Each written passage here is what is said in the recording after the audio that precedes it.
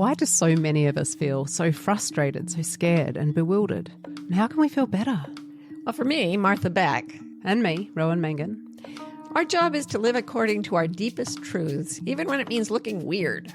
Join us as we laugh and chat and stumble our way towards a better world here on this podcast. Did we mention laugh? I mean, what's the point of transformation if it isn't fun? So check out Bewildered, the podcast for people trying to figure it out. Are you an indie creator who is constantly putting your own money into your work only to end up feeling completely disappointed, depleted, and frankly, broke once the project launches? Don't worry, you are not alone. And today I'm going to share with you my advice on how to start thinking and creating like a rich person. Welcome to Unleash Your Inner Creative Minisodes. I'm your host, LoGrasso. I'm a Webby Award-winning podcast host and producer, keynote speaker, and creative coach. And every other Wednesday through the end of September, I am coming on the pod to give you bite-sized Unleash episodes. Each show will contain actionable advice about creativity, working toward your dreams, and self-development. They are full of tools and inspiration you can implement into your life immediately. So let's get to it. Today's topic is how to think and create like a rich person.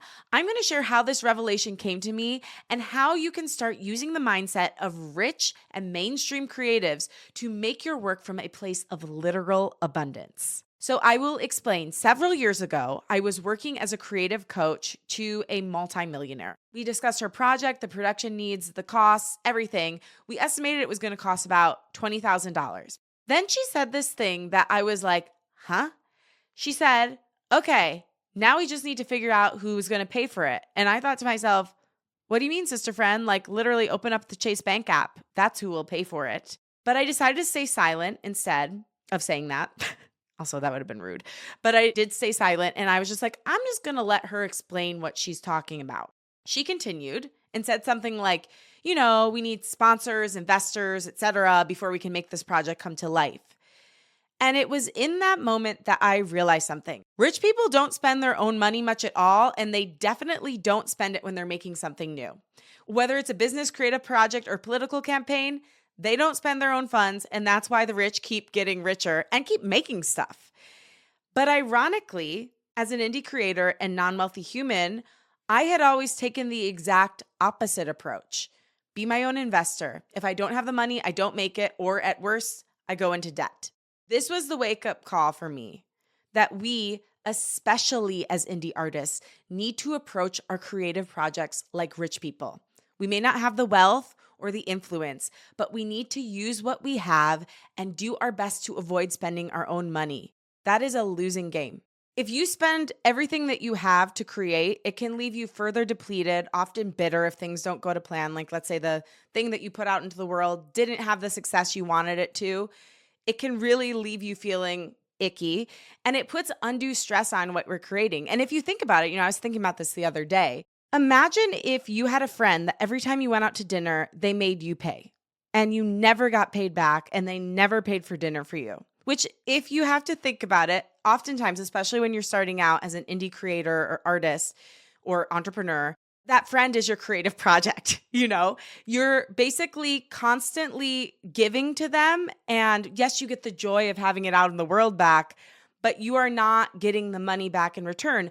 Eventually, you would start to resent that friend. And I really think the same thing happens with our creativity. So what can you use to not have that bitterness between you and the thing you love the most in life outside of your friends and family, which is your creative outlet?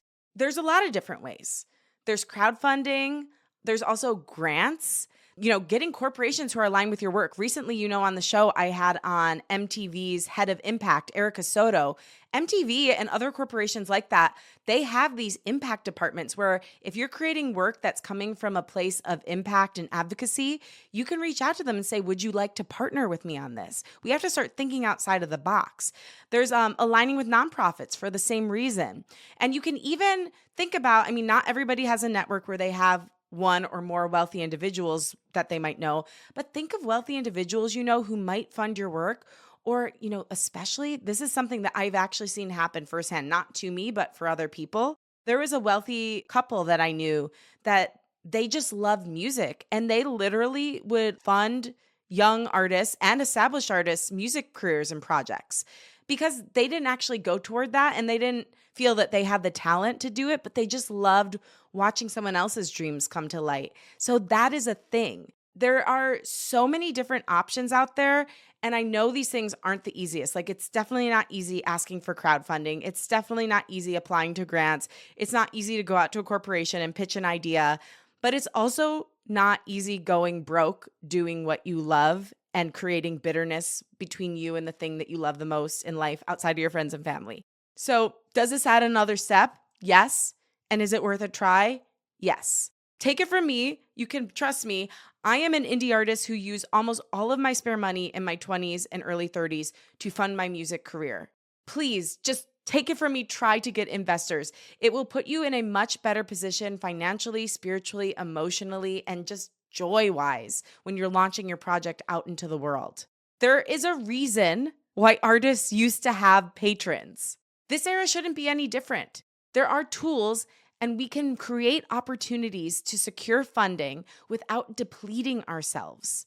By thinking like a rich person, you not only preserve your resources, but you also open yourself up to a network of support that can propel you to new heights. So when these people partner with you, for instance, when you're part of a crowdfunding thing, now that person is a part of your success. Like, I know every crowdfund I've ever donated to, I'm like, oh my gosh, they made the movie. I'm so proud of them. You feel like you are literally part of the fabric of their success, and you are. So give someone that opportunity. And that goes for any of the other ways of doing it, with the grants, with potential like angel investors and rich individuals or corporations or nonprofits. Like, there's so many ways. Like, something I feel very passionately about right now is we not only need to be creative in the work we're doing, but in how we do the work. And I'm going to do a whole episode about that. But this is just one example of it.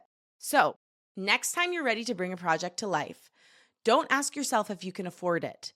Instead, ask, who will invest in this vision with me? Embrace the mindset of abundance and collaboration, and watch your creative endeavors flourish without the burden of total financial strain. Remember, your creativity is priceless. Treat it as such, and let others share in the value and the joy you bring to the world. So remember, indie creators and artists, start thinking and creating like rich people. You deserve it. Go get your patron, honey buns. Thank you so much for listening to this minisode. It was hosted and executive produced by me, Lauren LoGrasso, and produced by Rachel Fulton. Music was by Liz Full. For more information about me and the show, follow us at Lauren LoGrasso and at Unleash Your Inner Creative on social media. If you like what you heard today, especially if you like these minisodes, leave us a rating and review so that we know you like them. And please suggest any ideas for topics you'd like to hear me speak on. I also want to remind you that I do offer creative coaching. I would love to offer you a free discovery call. Email me lauren.lograsso@gmail.com and we will set something up there. I love you and I believe in you. I'll talk with you next week.